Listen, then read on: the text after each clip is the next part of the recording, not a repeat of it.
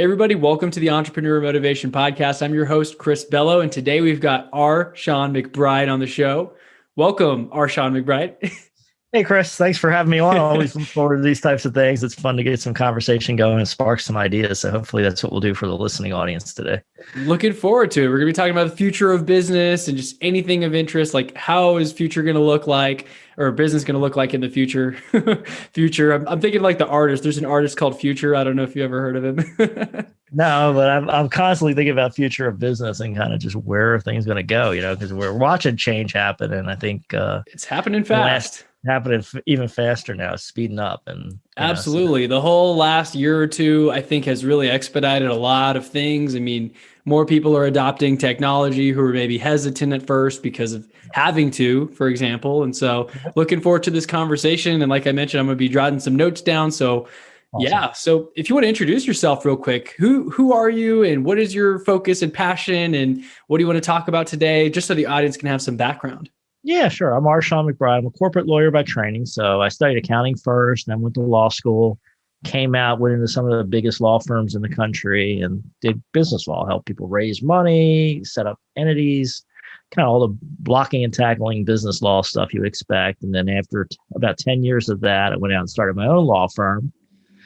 And what I found was I was doing the same types of things with small or medium-sized privately held businesses. And what I found was a lot of people we're coming to the lawyer kind of after the problems exist, right? Because people don't want to pay for a lawyer to come in early. It's always expensive and you're afraid of what you're going to find out. So people wait till a problem happens and then they come to the lawyer. And guilty. So I wanted to get more ahead of the curve. So I went out and started doing a lot of speaking, consulting, and going out and getting in front of audiences and talking about kind of the business problems that can come up before they came up, so that proactive business owner can say, hey, let's make a plan. Let's get ourselves ready. Let's put things in order. So that's been my focus now for years is that. And so that leads me to both doing the legal side, but then also doing like a speaking consulting type role. And what I want people thinking about is the future of business and the future of their business, obviously, but also think about the future of the economy and how it all evolves and how you can fit into that future, because that really gets you ready to have explosive growth, right? If you can fit into where things are headed, that's the growth opportunities.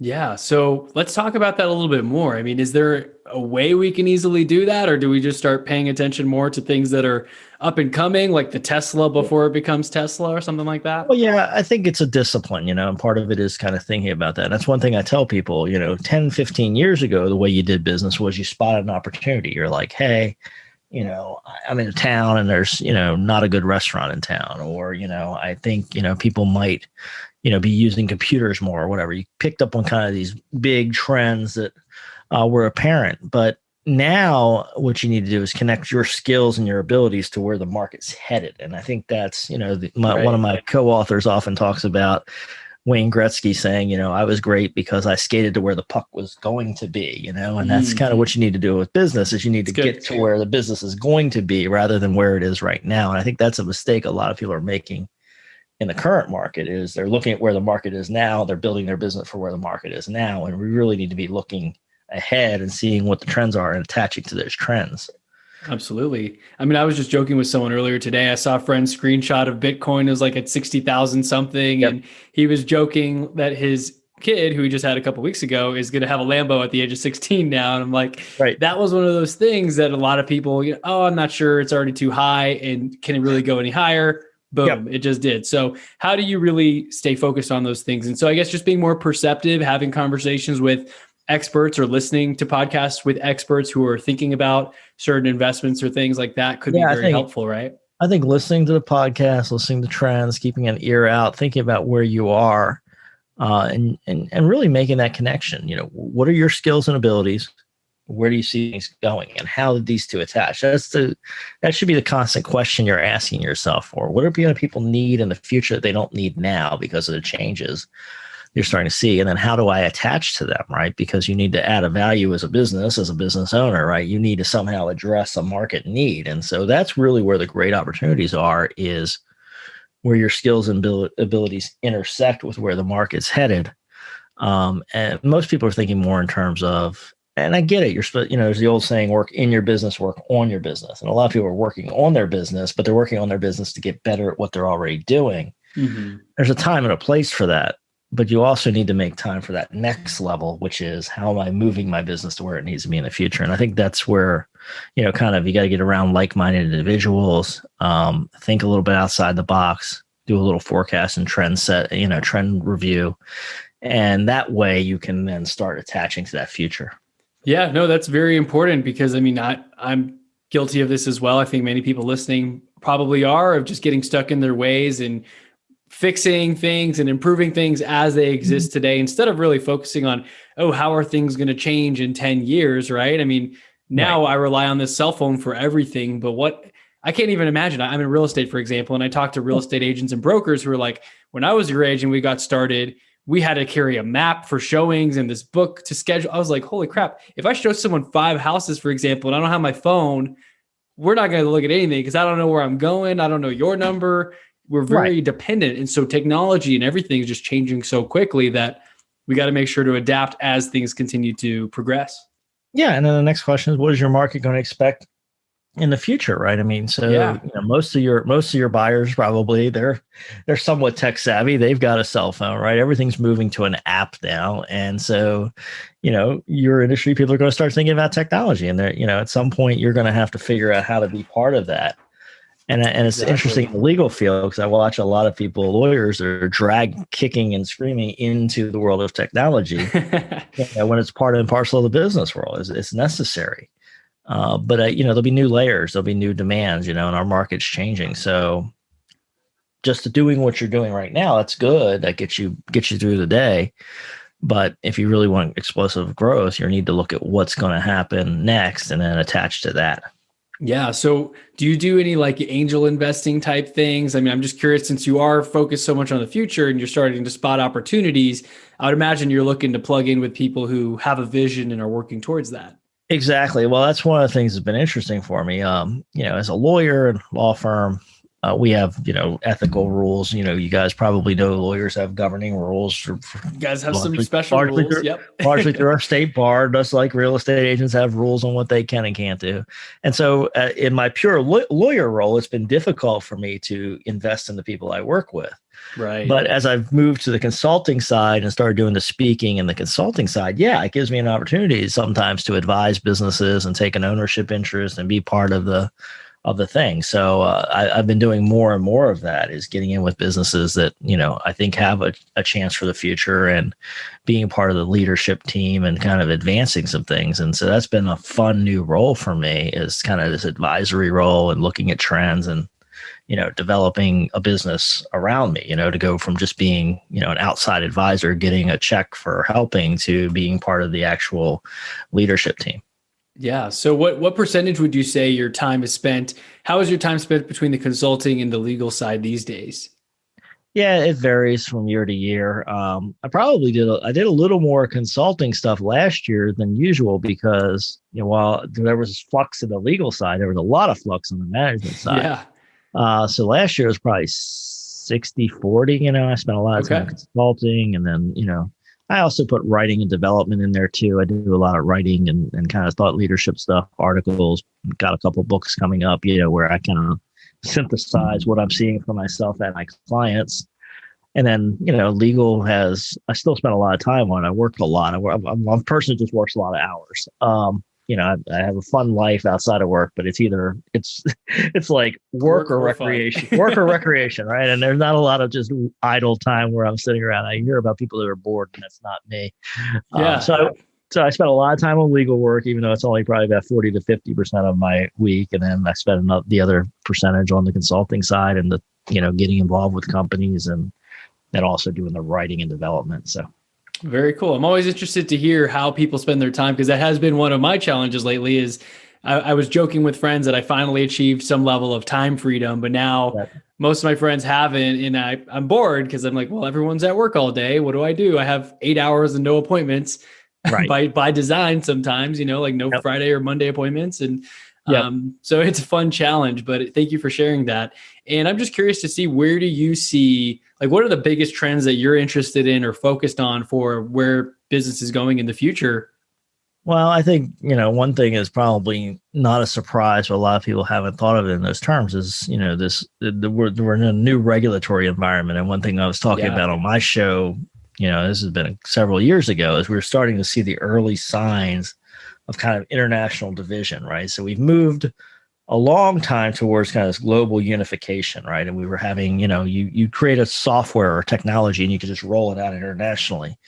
And with GDPR, which is a European regulation on data and other moves, now what we're seeing is people starting to separate. And now I think we're going to see more of it with the coronavirus situation as people, countries are using this as a way to put up more walls and divisions. So this really changes a business, particularly a business that's technology based, because the old model of technology was you created something good and then you rolled it out throughout the globe very quickly.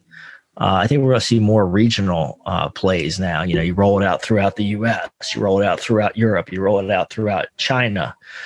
So it's just a different way of thinking, and it creates different sets of opportunities. I always view everything as opportunities, right? I hate to view things as negative. So I say, where's the opportunity in this? Love that. It means if you see something emerging in China or Europe and it's not in the US, well, you could be the one that emerges in the US. That's the way you take the opportunity mindset on this new paradigm that we're moving into. So I think that global regulatory environment is going to be very, very important to the future of business. Absolutely. And kind of just getting, more of a regional than a global mindset in many cases. Yeah. And then going off of that, I mean, I just hear how beneficial it is for traveling to be able to open your mindset, and people who have gotten business ideas from seeing something like in Norway or whenever they travel that's not in the US or wherever their home market is. And they kind of, I think Crate and Barrel maybe was one of those types of places. I can't remember, but I heard the podcast about it. And they get inspiration from people in other countries that have done things that maybe are a little bit different, or other countries. And the other big one is other industries too. Yes, and exactly. If you look back historically, a lot of business innovations have come where somebody has been in one industry and they looked and saw what other people were doing in another industry and they bring it across. So that kind of open-minded opportunity focus, how do you connect what you see with what you do, right? Constantly bring it back home, right? You've got your business, you've got whatever your, chosen industry or chosen product niche is, service niche. Bring in, always be looking and examining what else is going on, and try to talk to business owners in other industries, other countries, because you'll learn a lot. Yeah. And that's with podcasting. I selfishly learned so much. And I'm sure you do as well. I talk to people from real estate to digital marketing to underwater basket weaving, like basically everybody from different walks of life, different parts of town, and different parts of the world, actually. And that allows you to cross-pollinate ideas across industries and things versus someone who's maybe just talking to people in the office all the time and they only see that certain point of view and they don't get anything challenged. They're not able to probably pick up as much on opportunities or different ways of thinking, so to say. Yeah. And it's tricky too, as a leader also, typically a leader's got their team at the office, and they've got people in their industry they're talking to, right? Well, your competitors are going to be a little bit closed off, obviously, right? Competitive advantage. If they got something really working well, they're not going to talk about it right away. Right. And your employees are generally not going to, put out a ton of ideas either, sometimes because they're afraid to, they're not going to expose your weakness, right? If they think you have a weakness, they think you're doing something wrong. A lot of times they're not going to confront you with it because of that relationship. So, if you want to get challenged, if you really want to think outside the box, if you want somebody to question what you're doing and whether it's the right way to do things, that's where you got to get with your contemporaries and say, hey, I'm in real estate. You're in internet marketing, okay, well, you're a business owner. You got a lot of the same issues as me. Take a look at what I'm doing here in the real estate world. What problems do you see, and vice versa. That cross collaboration is really critical. When I've been in situations where I can do that, it's opened up so many ideas for me. Yeah. I don't know if you checked out that Clubhouse app, but that's been super helpful for just getting into a conversation on a topic. And there's people from all walks of life, all parts of the world. And it's a really cool way for you to cross collaborate on ideas. And like you said, we may be stuck on something. I may have tunnel vision and be like, gosh, I don't know how to fix this issue I'm having in real estate. My internet marketing friend might be like, oh, this is how I handle that on this other client that I'm helping sell cars or whatever with their lead generation. Here's what you should do, or capture their information on this form and pixel them on Facebook and retarget them. All these different things that maybe I didn't know or see that they are able to provide visibility on. So lots of value in just being able to have more of those conversations that are open-ended. Yeah. Well, yeah. And the people in the other industry, they'll often show you a lot more, right? Like, oh, well, here's how you do a pixel, and here's how you target it. Right. They're just, they know you're not going to come steal their clients, right? Well, your competitor's not going to walk you through all that, but somebody in another industry, they'll share it with you because they're hoping you'll share something with them, right? It's just easier to collaborate. So you got to be out there in a mix with multiple different groups. But, when I look back at my career and, what's worked for me and what's worked for my clients, it's usually talking to other people in other industries, other geographies, somehow similarly positioned as far as being a business owner, being a leader, but then differently positioned as far as industry or market niche or whatever the case might be. Right. And whenever you're meeting these people, are you just making new connections and just saying, hey, let's keep in touch? Or are you asking them specific questions intentionally? Like, how does that work? It varies. And a lot of it just depends on where things are and what's happening.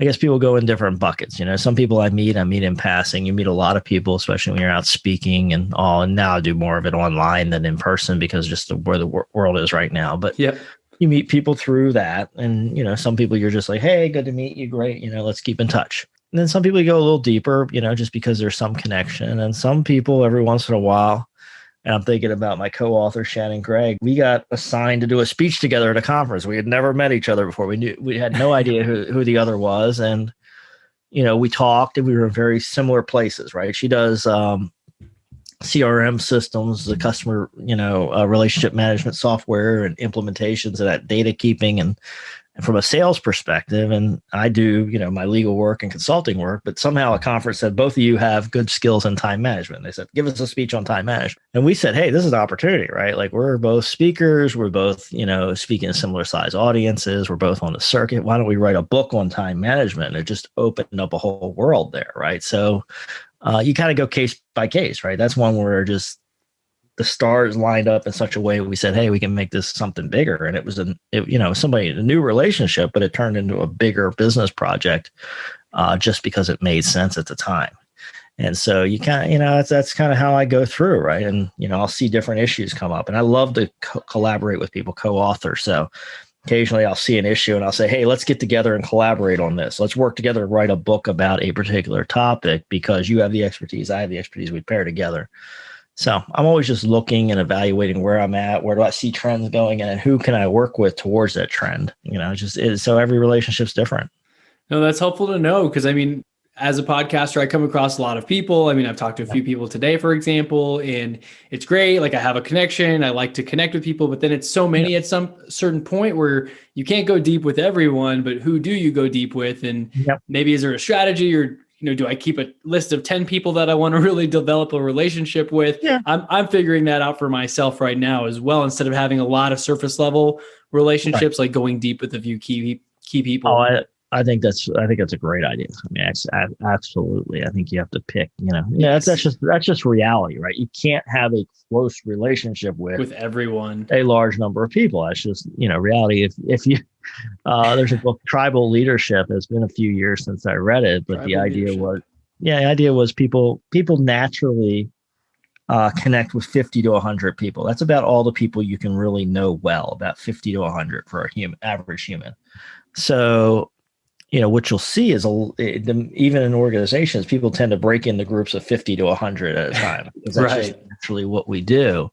And then, if you're leading a big organization, your mission is to bring lots of groups of 50 to 150 together, right? Because that's just how people naturally group.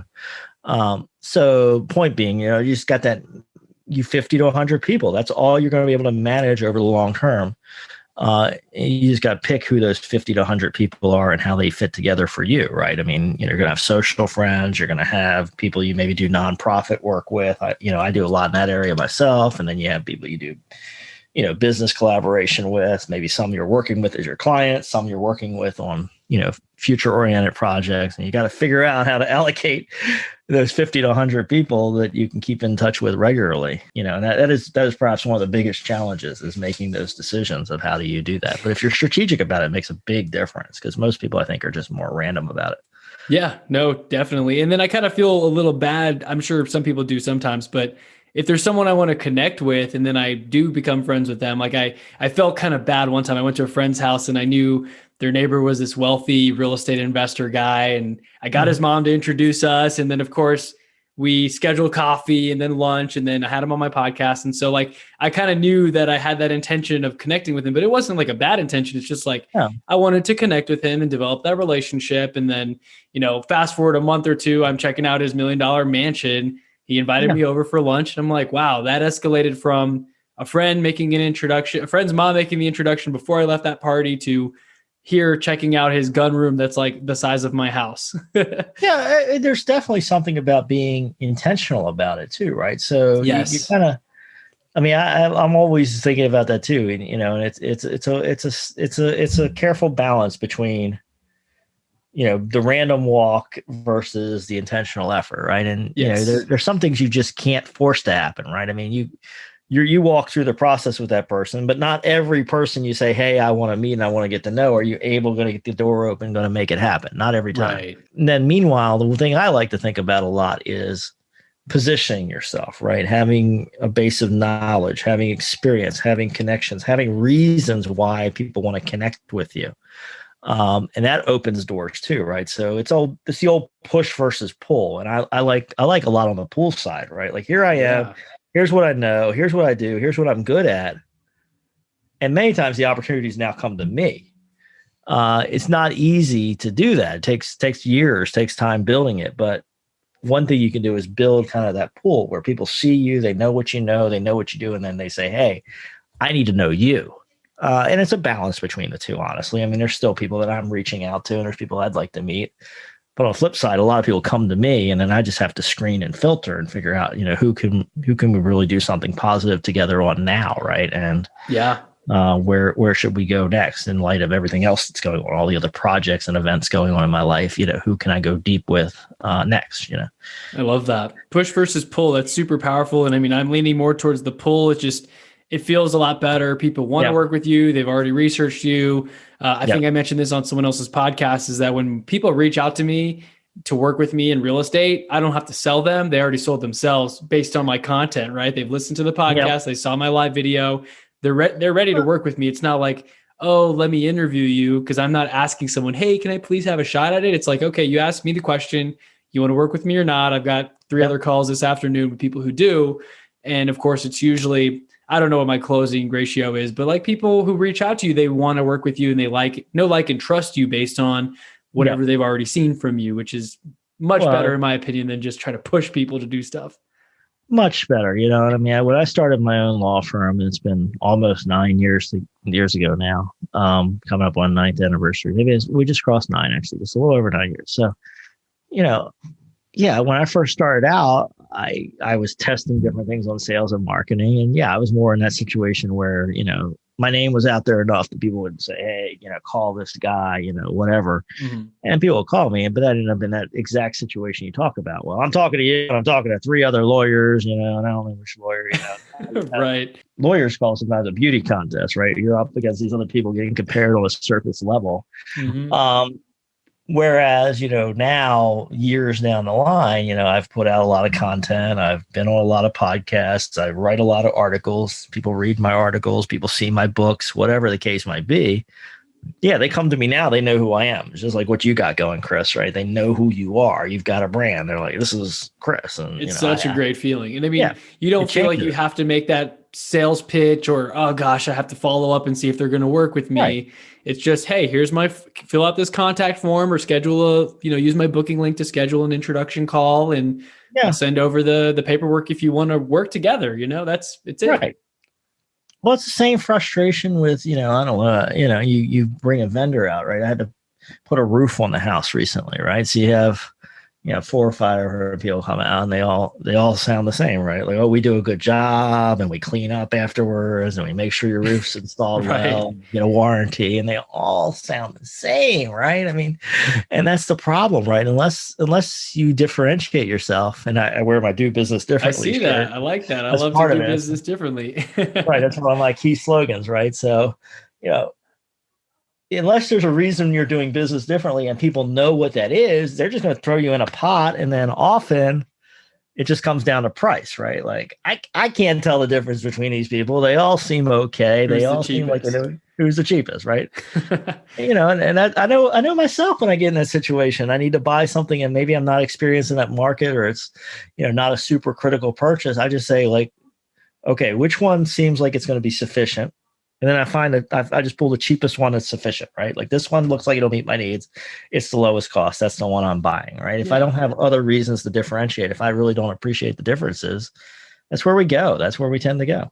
Absolutely. And so I love that. You got to do business differently, differentiate yourself, do more of that pull marketing, attraction marketing is what I've heard it called as well, where people just reach out to you and they want to work with you. And I think, honestly, speaking of future of business, I think that's more where it's going towards, because the sales pitch to trick somebody to sign it, our radars, our BS detectors are on super finely tuned mode. And we know if someone's not being authentic pretty quickly. I think a lot of people are very good at perceiving that, especially through video. It's hard to fool someone over a Zoom call as opposed to like a phone call where they can't see you or they don't know where you're from and you're in some call center or something like that. Harder to hide, and I think, and it's part of our just information world we're in, right? People, especially on an important purchase, it's like, hiring a lawyer, hiring a real estate agent. People are going to spend some time vetting, right? And, I have people, they've read 5, 6, 8 of my articles before they call my law firm, or they've watched my show for a year before they picked up the phone and called me, and they're like, hey, I've been watching your show and, now I need help with this legal issue, right? They want to see consistency. They want to know who you are. And it's way beyond now. And I even question the value anymore of just having a website, right? You have a website, what does it say? It probably says all the same things your competitor's website says.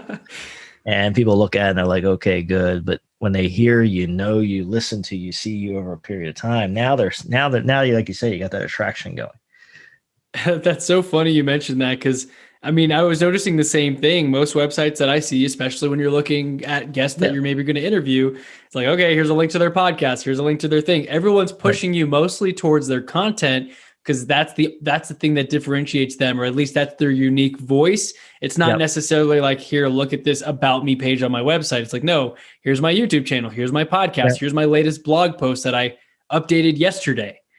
Yeah. You know what drove this home to me? I did a sales course years ago. And, they had this exercise in there and they were like, okay, you're going to pitch a customer, you work for company A, write down all the reasons why, people want to hire you at company A, and you make a list. And then the instructor goes, okay, I have good news and bad news. Bad news is you've been fired. The good news is you've been hired by company B, company A's largest competitor. Now you're still going into the same client.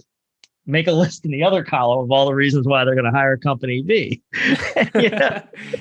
Wow. If you work through it, for most of us, if you're working in your company, you're working in your competitor company, that list of why they're going to hire you is probably the same, right? Like, we're conscientious, we do a good job, we care about our customers.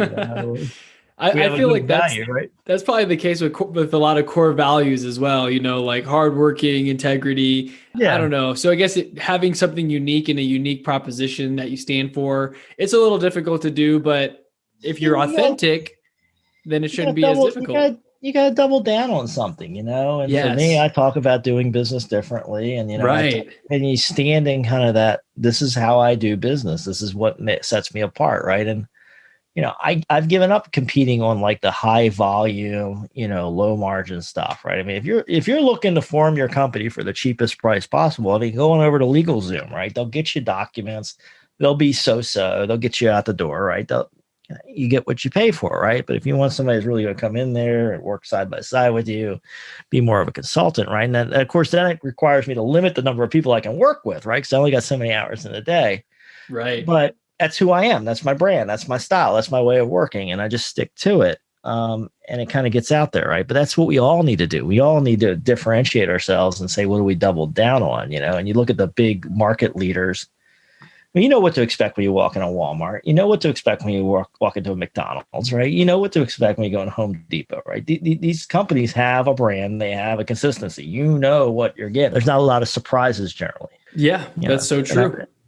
And that's, people want that, right? And then they sort themselves out, right? I mean, I'm not going to McDonald's if I want a nice dinner, with personal service right at my table and, things made to order and delivered to my right in front of me, right? That's not coming from McDonald's. I know that. I'm not walking to McDonald's if I want that, right? People sort themselves. Right. A lot of business owners, when they have frustrated customers or people are disappointed, is because the people didn't know what they were getting. They were confused. That's so true. You can avoid a lot of customer service problems with a strong brand, Right. It goes back to just client expectations up front. I mean, defining what's the deliverables, what are you expecting versus what I'm going to provide. Yeah. Because if that doesn't match, I mean, like if you're expecting 5-star service for McDonald's, for example, and you're like, what the heck? I don't even have someone to take my order. I got to order at a kiosk. That's going to be a little bit different. Yeah, I mean, if you were uninitiated, you hadn't seen McDonald's before, and you just randomly walked in the street, somebody said, "Hey, McDonald's is a restaurant that a lot of Americans go to," and you're like, "Oh, I got to go there." Well, you might be disappointed, right? But most of us aren't, because that brand's so strong. We know what we're getting. Right. I question for a lot of businesses: do your customers know that? And that's and part of it is exactly what you said with the attraction of marketing. Being able to say no, being able to walk away is critical, just to say, hey, you're not my customer, or you're not a fit, next, and, it's a little bit tough to say that, but that's really where you're going to get good relationships and good business growth, is when you are able to say, hey, yes, you fit the bill. You're the kind of person I want to work with, versus no, you're not my customer. I can't serve you the way you want to be served. Go to Walmart. Right. And it probably takes a little bit of experience to actually get there. I mean, I'm pretty new in the real estate game. I guess I've been there almost for 3 years, and relatively young in my career as an entrepreneur, business person. Right. And so, sure, I took clients that I shouldn't have taken. And now I'm at that point where finally, even my dad might be like, hey, so-and-so, one of my friends wants to do this thing. And I'm like, I already know they're not going to fit my system. They're going to want to call me all the time. I prefer Calendly or Zoom. My millennial friends get on board very quickly. I don't want to have to drive up to get paper signed in person. I want it to be all e-signed, right? And so knowing up front, like, this is going to be an uphill battle. This is probably not the best fit for me. And they want a discount. Not a great fit. Right. Sorry. Right. Yeah. Right. You have built that profile. Yes. The avatar. The word you're here. Yeah, the avatar. I was going to say, that's the word you'll see floating around a lot of sales and marketing. Right. Customer avatar. What does your typical customer look like? It takes a while. Yeah. I mean, let's be honest. I mean, you can sit down and I do encourage business owners to think about it, but really the best insights, if you're sitting there and you have some time in your business, you've been at it for a while. Best answer is not just to do some theoretical exercise in your head, but to actually look backwards at your clients. What worked, right? Yeah. And who am I working well with? Who am I not working well with? And that's where I learned a lot, was looking back over the first several years of my law firm and saying, okay, who had a great experience? Who had a bad experience? What's the common denominators between them? Because I had some bad fit clients too. I had clients that wore me out, that frustrated me, that just weren't the right clients, and now I can spot them before I even take them on as a client and save the headache. Yeah. But it took some trial and error to get there. I like what you said there about looking back, because I mean, I've thought a few times about, well, I guess I should come up with the avatar. What's their name? What do they drive? Right. Like, what's their portfolio or their family look like? And it was always so hard to picture, because I'm like, I don't know. I like people as long as they're nice. Right. But now that you said look back, I can easily look at all the transactions I've closed, all the clients I've helped, and see who did I love working with, who was a pleasure to answer the phone for, and who left me raving reviews and gave me referrals. How do I get more of that? That's my avatar, because I want more of those. Absolutely. That's it. And that's a great way to build your avatar. It takes you a little bit of experience to get there, but looking backwards is a huge exercise in getting to the right people. Absolutely. So, with everything you've done so far in your business and your career, what would you say one of your most favorite activities is? I'm just curious to hear, do you outsource the stuff that Yeah. drains you, or do you still have a little bit of that in your day-to-day business? I have a little bit of it, it's the old trick, I outsource all I can and I try to, I try to use the right people in the right spots, all the time. But you also have to look at the efficiency, right? Like sometimes it's, Right. and it's the old excuse, but I think there is truth to it. Sometimes it's more efficient just to do things yourself, right? To kind of just keep things streamlined. So I balance the two. But the large way I do it is pick the right clients, right? If I pick the right clients that are working the right way and we're working together in the right manner, then I don't have a lot of the activities that frustrate me, right? They're not Right. They're using me for my expertise, they're paying for my expertise, and we're accomplishing things together. So there's less of that frustration stuff that's there. So that's one way to do it, and then I love, what we're doing here, what I do on my podcast. I interview people. And one thing I've been doing is interviewing people towards books or topics, right? So I'm working on a book about the business of writing books. And so I've been interviewing people that have been writing books and turning their book writing into a business. And then I collect all those lessons and then I turn it into a book. And that may potentially become a series, right? We may continue to do interviews and bring new lessons out and group them and theme them. But that's part of what I love doing is collecting the information, because that's what I've been blessed to do over the years. I didn't realize it when I started my career, but by being a business lawyer that works with business, I get to see all these different businesses and see what's working and what's not. So I use their lessons plus my lessons and bring it all together. I love synthesizing that information and making it useful for other business owners. Yeah. And that's really what we are. I think we're all detectives in our lives as well, in our businesses, because we're just finding little clues. Like, what's that thing I need to do next? Who's that person I should talk to? Maybe who's that perfect fit for my podcast that I'm overlooking, or whatever that is. Just tuning into, what do I like? What feels good? How do I get more of these types of clients, and maybe hand off these other ones, or refer them out to someone else? Maybe you're like your worst enemy. No, I'm just kidding. Exactly. And there's something to be said for that. I will, on the legal side, I say no to a lot of clients, and that's exactly what I do. I was like, go call this lawyer, go talk to this person. This person might help you. Yeah. I have no problem doing that. I'm happy to send them on to somebody who might help them. I don't even know what the percentage is anymore, but it's a lot more, of course, lawyers, you have people call you not in your practice area, other things, but 90% of the leads I get are not quality. So I just move them to somebody else. I send a lot of leads to other lawyers, but I'm like, wrong practice area, wrong topic, not my personality style of client. I'm looking for the cheapest lawyer. We'll go call somebody else, so yeah. Got a lot of stuff coming in and I'm moving a lot of it to other people. And then that 10%, I filter through that even more. So, that's part of the attraction marketing, is a lot of people just know, hey, I'm a lawyer and I know other lawyers. So they'll call me and say, I know this isn't you, Shawn, but you know someone else, right? Right. Do you know a lawyer that does Social Security disability? Do you know a lawyer that does homeowners associations? Do you know a lawyer that does employment law in this city or whatever? Right. So I get to broker a lot of it, right? I'm like, oh, go other person, go this person. I make a lot of friends that way, So it's true. But I'm just using the way that makes sense. So a lot of times the trust is just, I trust Shawn because he knows other lawyers and he can help me pair off to the right lawyer. And I'm glad for people to call me with that too. Absolutely. And that tends to be something that's really powerful for like real estate agents. I see a lot of the people who are successful, they're really good connectors. Like maybe they don't know the thing or they're not able to help you, but they know everyone who does, right? Like, I guess that's one marketing thing or tactic that I hear people say is like, always remind your clients, if you have any questions ever about anything about real estate or homes or land or the schools or whatever, just ask me. And that way you're constantly staying top of mind, even though you're not the person who provides every single service or solution. You're like, hey, this is a person who can fix your roof. This is a great plumber. Right. Here's an electrician. And you're still that central hub of providing the information because you are the trusted source. Oh, yeah. It's, as we talked about, it's hard to find people you trust. It's just, we're living in that world, right? There's a lot of noise going on. Everybody's holding their hand up saying, hey, trust me, trust me, trust me. But, in the human mind, trust takes something a little more, right? You have to actually see it, because I think trust is built by saying what you're going to do and then doing what you say, right? So it takes an actual execution piece. And Yeah, for most of us, we don't get to see that execution piece for other people, right? We see their advertisement, we see they say they're great, but we don't know if they're great.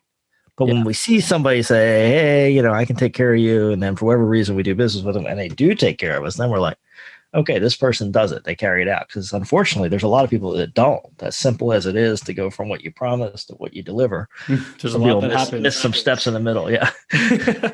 They definitely miss those steps. And I mean, I've had a few of those conversations and transactions where I was afraid to hit that email send saying, can you please leave a review? Because I honestly didn't know how it was going to go, especially if you have to have those tough conversations and things came up that nobody anticipated.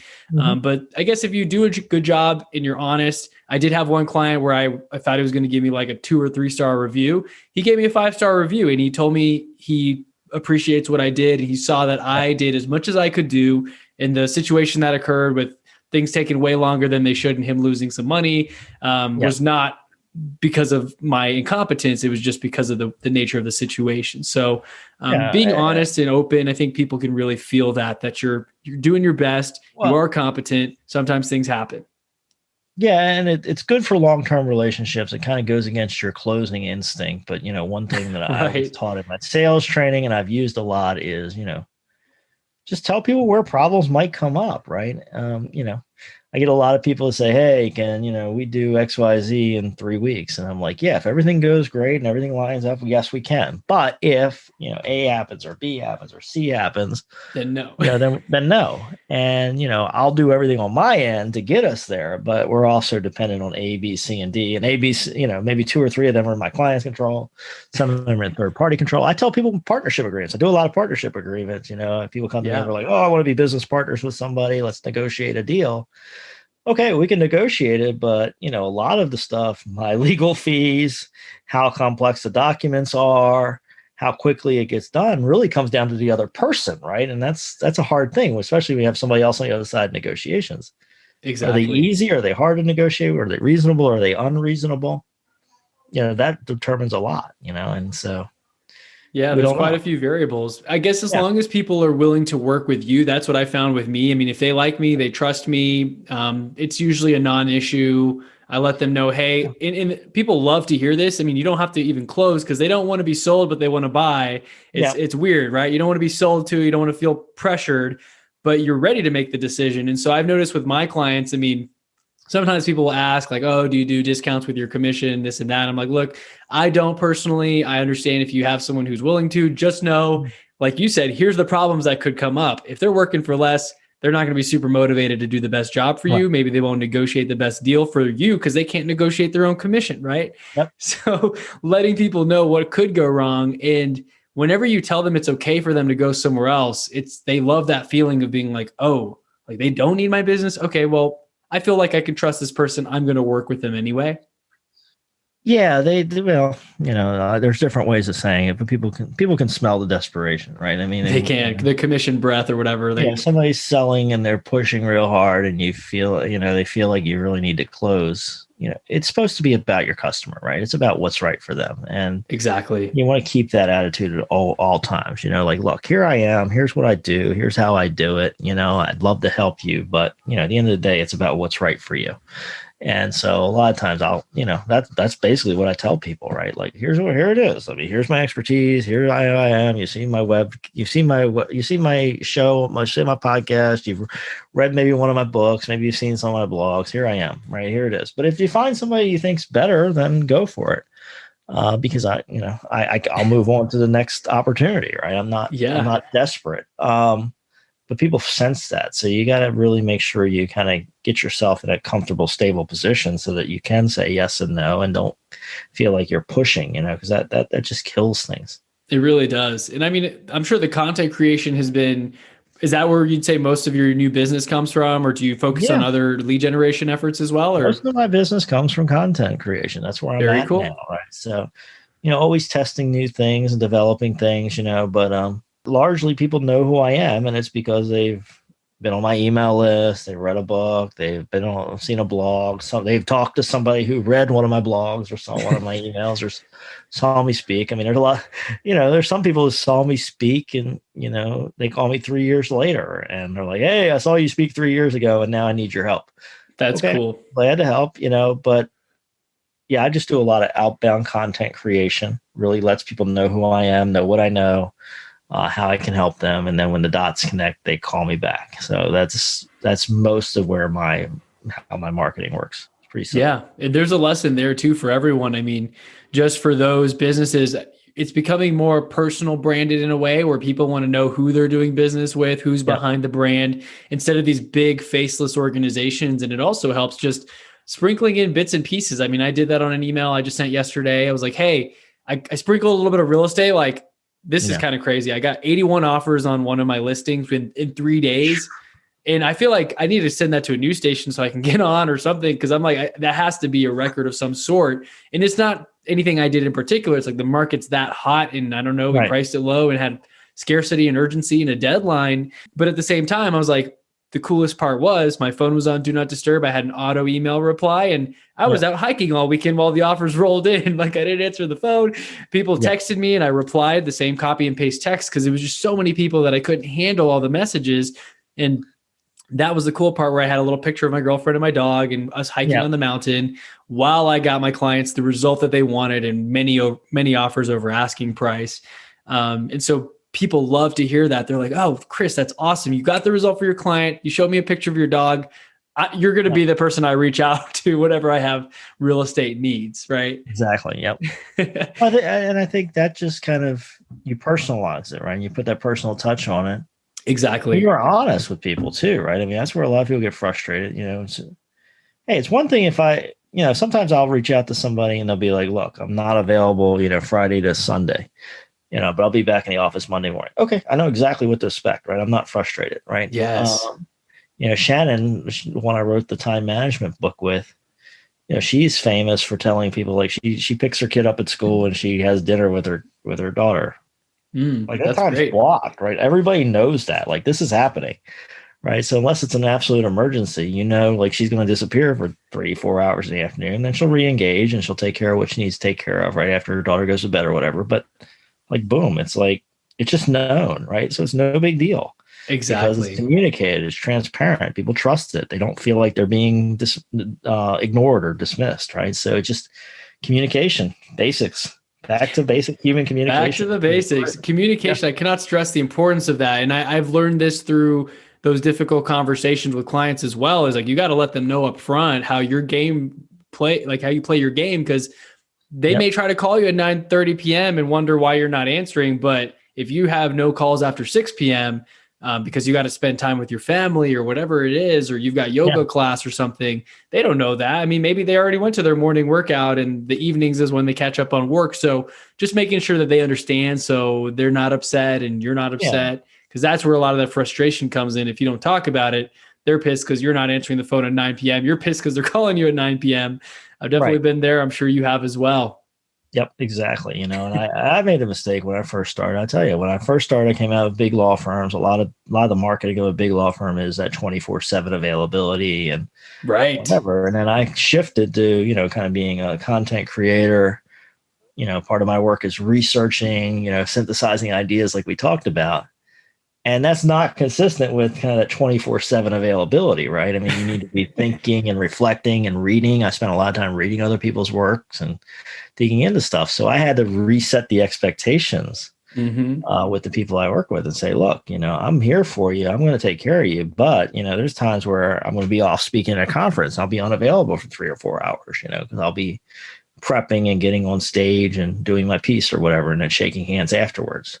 There'll be times where I'm like, writing deep in writing, or I'll be reading somebody else's work, and so people I work with now are more long-term oriented, less emergency oriented. And it's a better fit with how I do business, how I differentiate my business. It serves them better, but we have common expectations. We know what to expect from each other. And that's the key. Makes all the difference.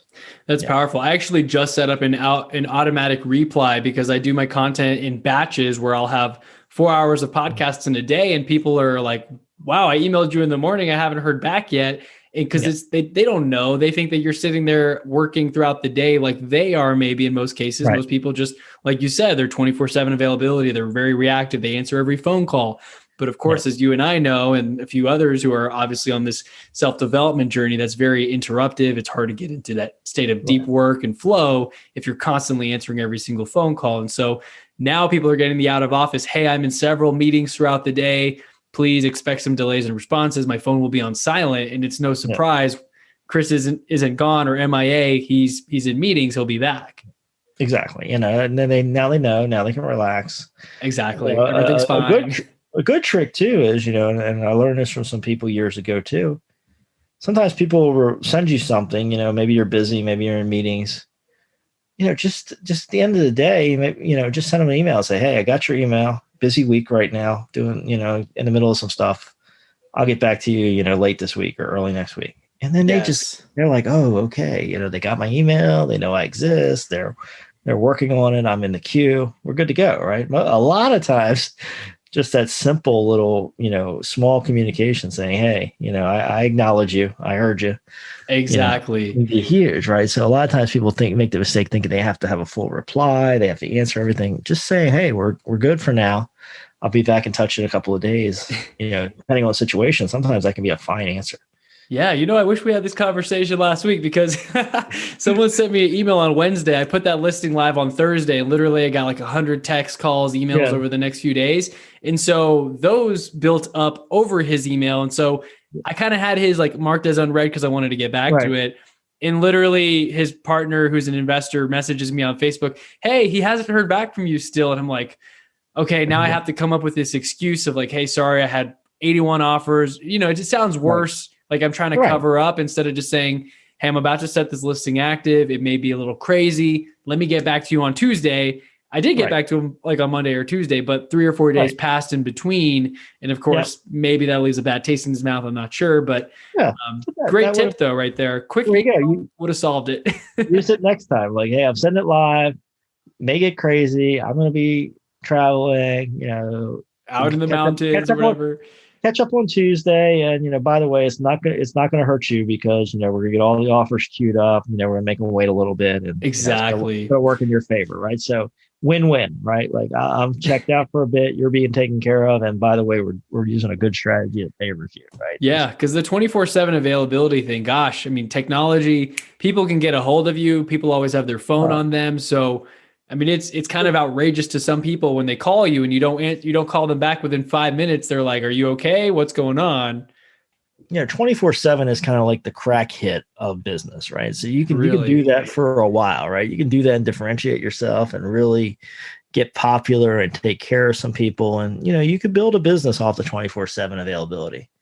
It's not the problem, though. It's not sustainable. You're going to wear out. You're going to get tired. You're going to need to focus on other things, right? Eventually at some point, either you're going to get wear out, something's going to happen in your family life, something. And it's an easy crack hit to build business quickly and to look good and to really, do some stuff quickly. But, it's not sustainable too, because then we talked about building differentiation, building expertise and really standing out. If all you're doing to stand out is just being responsive, you're never going to build kind of that extra knowledge and that reason why people are going to come to you. You're not going to build that real deep brand because you're just going to be busy taking the crack hits, Yeah, you get that quick dopamine rush. Give me the next fix, right? Yeah, right. It feels good. I took care of that person 24/7. I close the deal. I got a check, and I'm doing the next one 24/7. I'm doing the next one 24/7, and then heart attack. As soon as you can't do 20, as soon as you have a heart attack or you can't do 24/7, the money's over. You're done. Exactly. People are constantly in a state of reaction and freaking out. And one quote that I remember hearing is that, an emergency on your part does not necessarily constitute one on mine, or your lack of preparation doesn't mean it's an emergency for me. Because you see that, hey, we need this ASAP. And I'm like, hold up, you could have done this a week ago. This wouldn't have been an issue. Just because you delay this thing, it's not on the top of my priority list all of a sudden.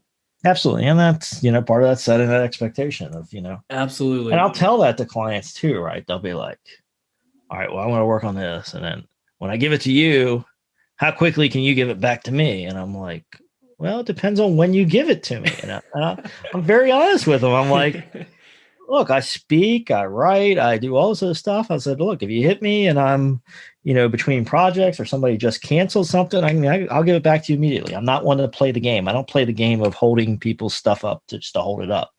I said, on the other hand, I said, if I'm in the middle of a big project and I'm working on something and you give it to me, it might take a couple of days, right? And we just have that conversation, right? When you kind of give me this blanket, I'm going to pick a random date and I want to know how long it's going to take you to do it. Well, I can't play that game, right? I can't tell you. It depends on which random date you pick.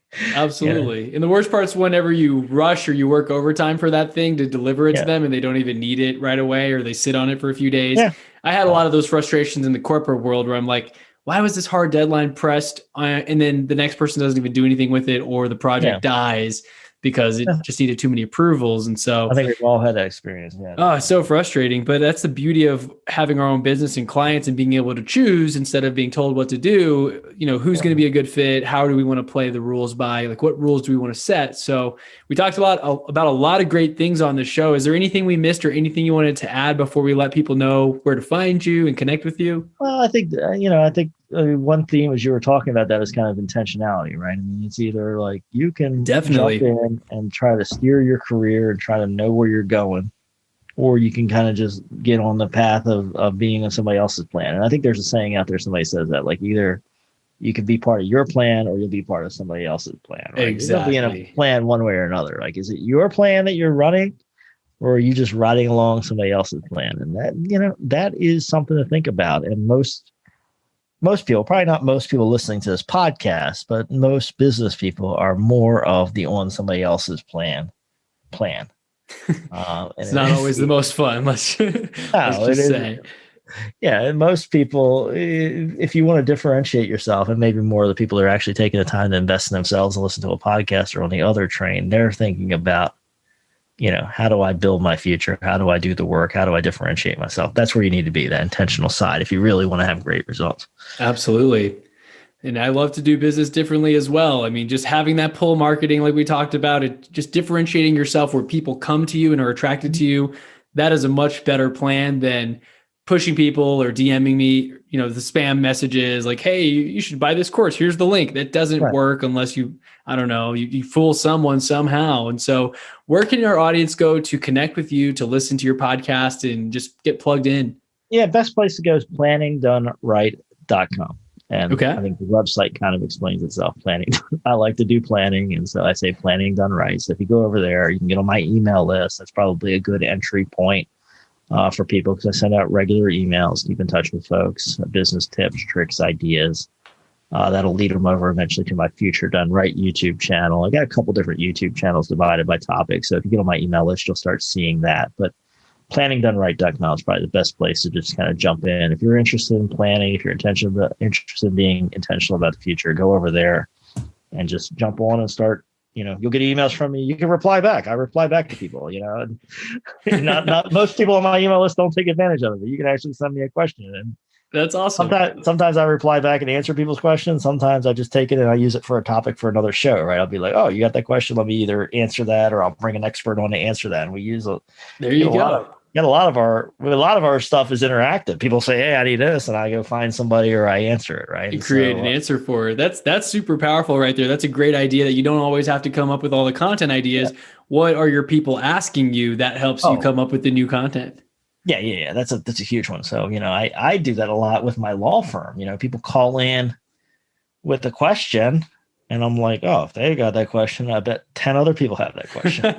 Right? Sneaky. I love it. So I'm like, I'll answer their question. Of course, I've got attorney-client issues. I can't discuss their exact situation. I can't name them or whatever, but then I can do a blog post and say, you might be a business owner that's thinking about, and I do a genericized version of what the question is. Right. And then I can tell them some general tips and tricks about it, and if you want more detail, feel free to reach out.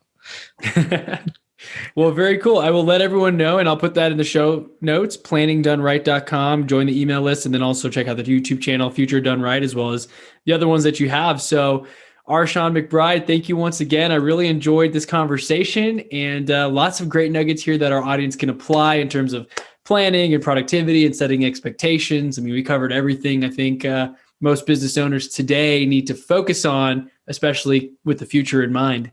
Awesome. Thank you. I enjoyed it. Thank you so much. Hey everyone, Chris Bello here. Just wanted to thank you real quick for listening to the show, whether you're listening on podcast or YouTube or wherever it is that you may be listening. I wanted to make that quick offer about real estate help.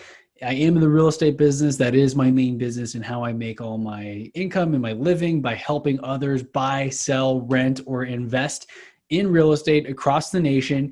If you have any questions at all, go to chrisbello.com/real estate. Again, that is chrisbello.com/real estate.